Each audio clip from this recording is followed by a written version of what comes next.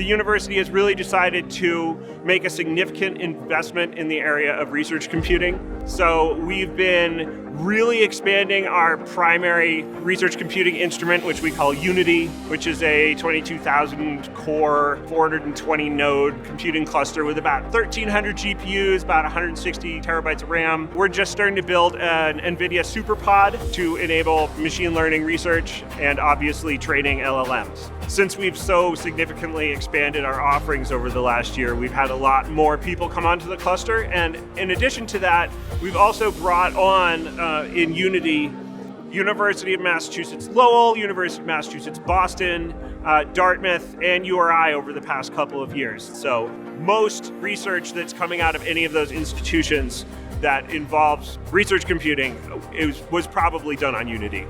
What we can do differently now that we have VAST is obviously we can support more users doing more things at once. Right? I mean, that's the whole point. A data platform ought to be set and forget, and if you're not noticing it, then it's doing its job.